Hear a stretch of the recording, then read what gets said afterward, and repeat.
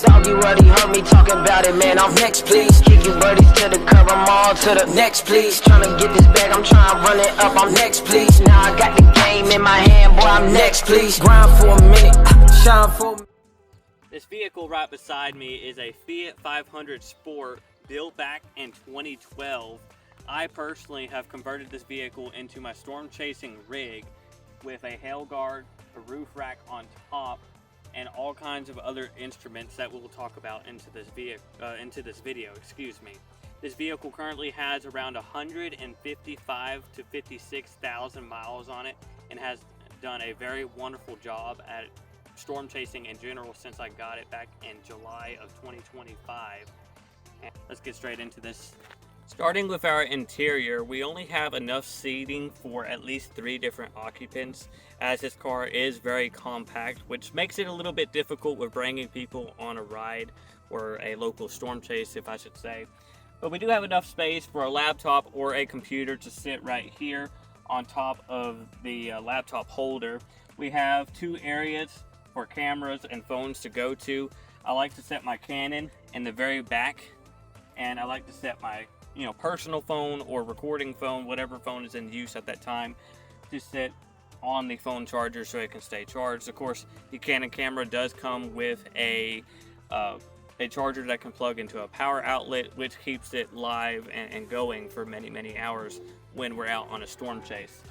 The seating is custom. It has some leather just seat covers, as the seats below these seat covers are very torn and old. This is a 2012 older vehicle. It's not that old, but it is getting old. Other than that, you do have a little control area back here, which I will bring the phone in closer to show you what I'm talking about. We have a little control area for all the lights, that is being the amber lights on the top and in the interior. And that also helps control our internet and everything else that we have within this vehicle. So on top of the vehicle, we have a large assortment of different items that helps during storm chasing. Of course, we have our roof rack system, which obviously keeps the glass up top from cracking from hail, larger hail, or anything like that. That also helps support a light bar, our Starlink, our anemometer, and our roof cam, so we can be able to access different things. If it's really dark, we can use our light bar to show a little bit more light, especially during search and rescue or in very dark moments during the dense forest of Dixie Alley.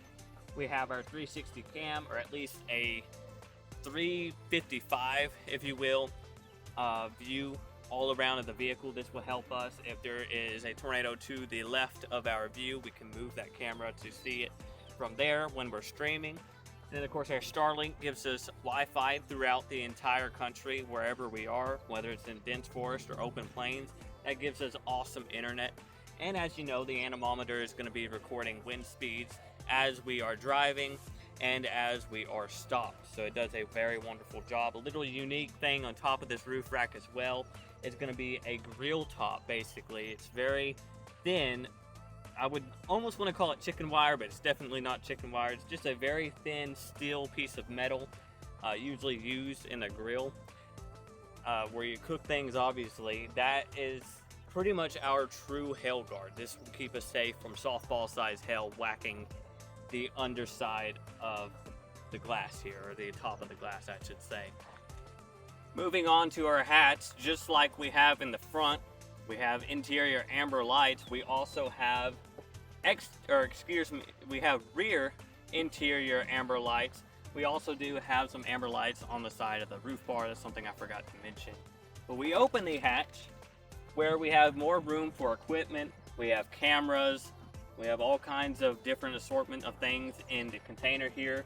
GoPro connectors, we have batteries, things that'll keep us on a run for quite a while we're on a storm chase.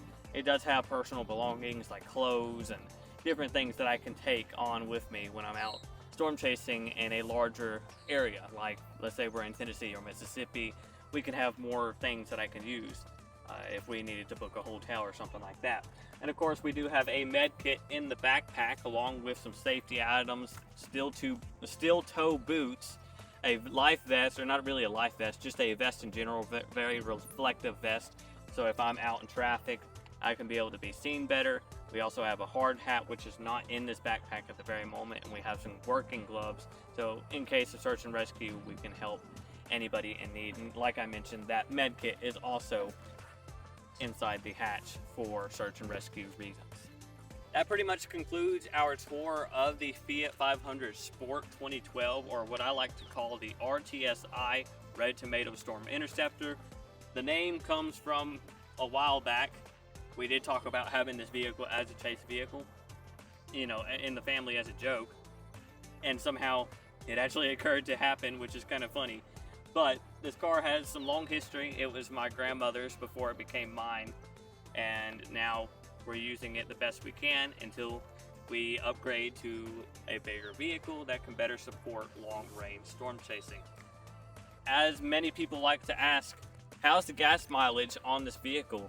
During or in the city, you get about 30 miles per gallon. If you're traveling on a highway, that goes a little bit lower. So you don't get a whole lot when you're traveling hours and hours away. Usually, if I'm traveling about an hour out, I have to fuel up at least twice to 3 different times, and that's just an hour out. So going out long distances is not really great with this vehicle. It's cost efficient when you're local, but it's not very cost efficient when you're traveling way out ahead of Alabama, where I'm originally located at. This is a 4-cylinder engine.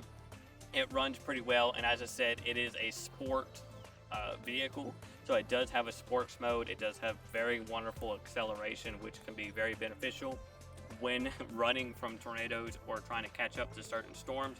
Obviously, you're not going to want to break any laws or anything like that, as that is a very common thing most storm chasers do, and that is the very wrong thing to do as a storm chaser, because everybody does have the same law. I just wanted to put that out there. But other than that, again, this concludes our pretty much our tour of the Fiat 500. It's a great vehicle, as I've mentioned. It does a wonderful job, and I appreciate all of you for following me along my journey. A couple other things will likely be added as we continue to go on, like a sail booster and some amber lights on the bottom, and some other cool stuff that I'll add. But at this point, the vehicle is at its ending phase. It is done being built, and it is ready for whatever tornado storm season comes through. Thank you.